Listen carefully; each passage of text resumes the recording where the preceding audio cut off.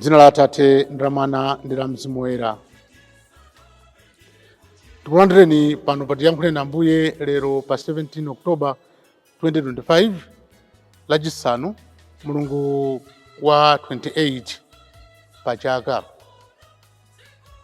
Lero mu mpingo tikumbukira Ignacio Woyera wa ku Antioch. Anali magulu ambirira kuchoka kwa apostoli kutumikira mu mpingo. Ignatius anabadwa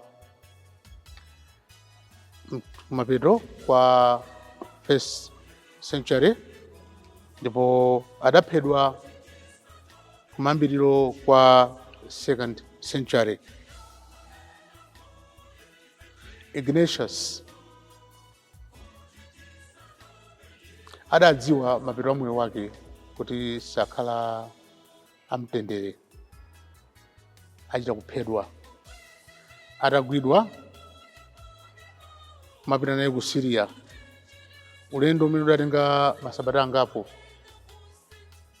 Adaonetsa chikhulupiriro chake chozama pamakata amene adalembera anthu komanso madera ena osanepo 7, mmene mmonekanso chikhulupiriro chake chimene amayenda nacho pa ulendo wake kumene amakamupha. Iwo ankafunitsitsa kuna kuti ineyo ndikhale tirigu wa Mulungu wopangira buledi wokoma kwambiri. Adafa imfa yaumartiri iwawa chifukwa cha dzina Yesu Khristu. Tipemphe maonenero wake kuti nafenso tikamayenda pansi pano tikhale olimba mtima kufera Yesu kapena kutamanda dzina lake monga mene akonfesori adachitira. Mawu oyamba lero lino akuchokera mkalata ya Paulo Woyera kwa Roma chapter 4 ndime 1 mpaka 8. Amene akutiwerengera mawu oyamba ndi akatekist Petro Kachiko kuchokera ku St. John Paul II Chiteze Parish mu Archdiocese ya Lilongwe. Mawu a Uthenga Wabwino akuchokera mu Uthenga Wabwino monga adalembera Luka Woyera mutu 12 ndime 1 mpaka 7. Amene akutiwerengera mawu a Uthenga Woyera komanso kutigawira mawu ndi Reverend Father Maxwell Kubalasa kuchokera ku Christ the King Namboma Parish mu Archdiocese ya Lilongwe. Mawu a nkalata ya Paulo Woyera yolembera kwa Roma. Tsono tinene chiyani za Abrahamu, kholo la ife Ayuda? Iyeyu adapezana ndi zotani? Chifukwa iye uja achipezeka kuti ngolungama pamaso pa Mulungu chifukwa cha ntchito zake, bwenzi atakhala nacho chifukwa chonyadira. Koma ayi, pamaso pa Mulungu sangathe kunyada. Paja malemba akuti bwanji? Akuti Abrahamu adakhulupirira Mulungu, ndipo pakukhulupirirapo Mulungu adamuona kuti ngolungama. Munthu akagwira ntchito amalandira malipiro. Malipiro sitinena kuti ndi mphatso ayi, koma timati ndi zimene munthu ayeneradi kulandira chifukwa cha ntchito zake. Koma munthu atangokhulupirira m'malo mwa kudalira ntchito zake, Mulungu amene amawaona kuti ngosapalamula anthu ochimwa, munthu ameneyo pakukhulupirira Mulungu adzamuona kuti ngolungama pamaso pake. Davide adanenanso zomwezo pamene adati, ngodala munthu amene Mulungu amuona kuti ngolungama popanda ntchito. Paja iye adanena kuti, Ngodala anthu amene Mulungu adawakhululukira machimo awo, amene Iye adawafafanizira machimo awo. Ngodala munthu amene Ambuye sawerengeranso machimo ake. Mawu a Ambuye. Tithokoze Mulungu. Ambuye akhale nanu. Mawu a Uthenga Woyera monga adalembera Luka woyera.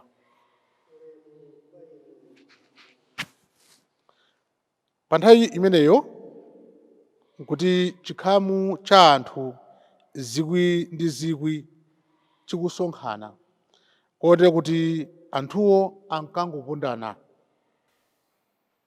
Yesu adayamba kulankhula ndi ophunzira ake. Poyamba adati, chenjerani chofumitsira buledi cha Afarisi chimene chili chiphamaso. Kanthu kalikonse kovundikirika kadzaululuka, ndipo kalikonse kobisika kadzadziwika. N'chifukwa chake zonse zimene mwalankhula pa mdima zidzamveka poyera, ndipo zonse zimene mwanong'oneza anthu mkati mwa nyumba adzazilengeza pabwalo. Ndikuwuzani inu abwenzi anga kuti musamaopa anthu. Iwo angathe kupha thupi lokha, koma pambuyo pake alibenso china choti angachitepo. Koma ndikuchenjezani, amene muyenera kumuopa ndi Mulungu. Iye atalanda moyo wa munthu ali nazo mphamvu zakumponya m'gehena. Ndithu ndi ameneyo amene muzimuopa. Suja amagulitsa atimba asanu tindalama tiwiri? Komabe Mulungu sayiwala ndi mmodzi yemwe. Ndipo tsitsi lomwe la kumutu kwanu adaliwerenga lonse. Choncho musati muziopayi, ndinu amtengo oposa atimba awiri. Mthenga wa Ambuye.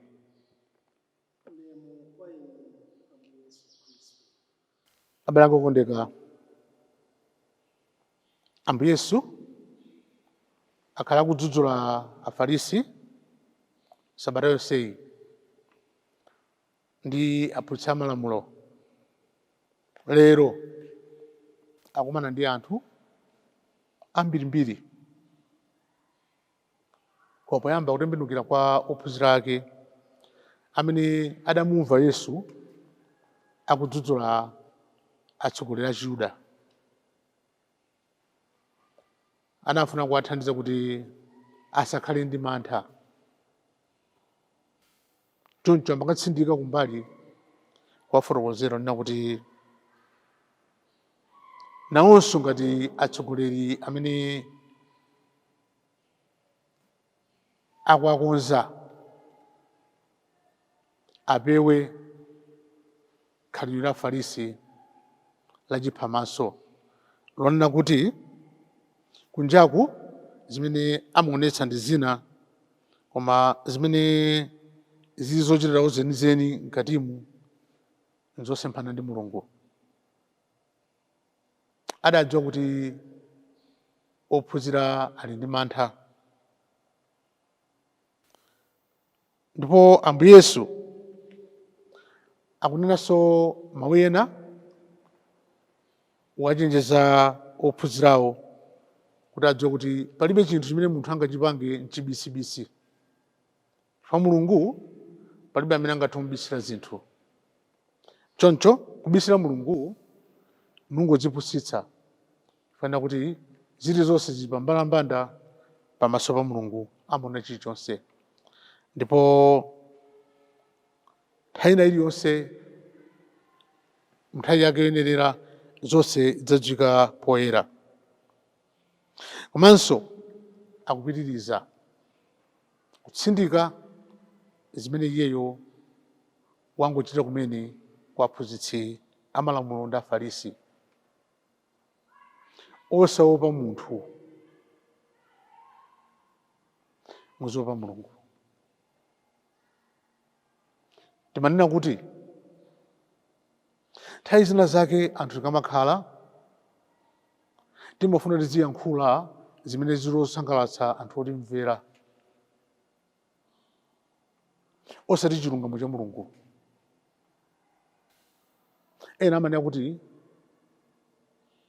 we try to be politically correct. Andalero amanena kuti simunayankhule bwino pamene pajapo foti mutiletsa mavoti. Afuna kuyankhula zimene zizosangalatsa anthu foti ayang'ana kwa mavoti. Ife okhulupirira Ambuye Yesu tinena kuti tiziyang'ana uthenga wabwino. Mulungu chimene afuna kuti ifeyo tiyankhule ndi chiti, chinthu chimene Mulungu afuna kuti tichite moyo mwathu ndi chiti. Zimenezo uthenga wabwino uzilamulira moyo wathu. Zochititsa mantha ndi zoona kondera maphunzitso ozama, koma Ambuye Yesu akupitiriza kutilimbitsa mtima kunena kuti